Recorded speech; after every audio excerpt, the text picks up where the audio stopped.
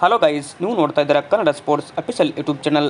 ಗೆಲ್ಗೆ ದಂಡ ವಿಧಿಸಿದ BCCI ನೋಡ್ಬೋದು. ನಿನ್ನೆ CSK ವರ್ಸಸ್ GT ಪಂದ್ಯದಲ್ಲಿ GT ಹೀನಾಯ ಸೋಲು ಅನುಭವಿಸಿತು. ಬಟ್ ಈ ಬಳಿಕ ಗೆಲ್ಗೆ ಈಗ ಮತ್ತೊಂದು ಗಾಯದ ಮೇಲೆ ಬರೆ ಎಳೆದಂತಾಗಿದೆ. ಅಂದರೆ ಗೆಲ್ಗೆ ಈಗ ದಂಡ ವಿಧಿಸಿದಂತ ಹೇಳಲಾಗಿದೆ. ಯಾಕೆ ದಂಡ ವಿಧಿಸಿದಂತ ಹೇಳೋದಾದರೆ ನೋಡ್ಬೋದು. ಗೆಲ್ ನಿನ್ನೆಯ ಪಂದ್ಯದಲ್ಲಿ ಈಗ ಮೊದಲಿಗೆ ಬಾಲಿಂಗ್ ಮಾಡುವ ವೇಳೆ ಈ ಒಂದು ದಂಡ ವಿಧಿಸಲಾಗಿದೆ.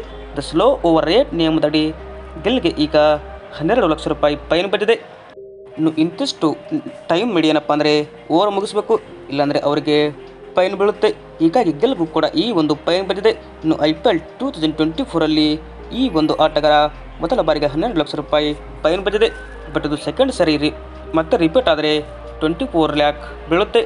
ಬಟ್ ಥರ್ಡ್ ಸರಿ ರಿಪೀಟ್ ಆದರೆ ಇವರು ಗೆಲ್ಗೆ ಕೆಲವೊಂದು ಪಂದ್ಯ ಈಗ ನಿಷೇಧ ಇರಲಾಗುತ್ತೆ.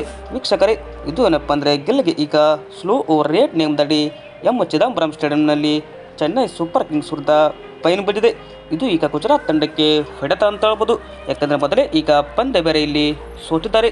ಬಟ್ ಗೆಲ್ ಅವರು ಇದೀಗ ಸ್ಲೋ ಓವರ್ ರೇಟ್ ನಿಯಮ ಮೇಂಟೈನ್ ಮಾಡೋಕ್ಕಾಗದೆ ಈ ಒಂದು ದಂಡಕ್ಕೆ ಈಗ ತುತ್ತಾಗಿದ್ದಾರೆ ಅಂತ ಹೇಳ್ಬೋದು.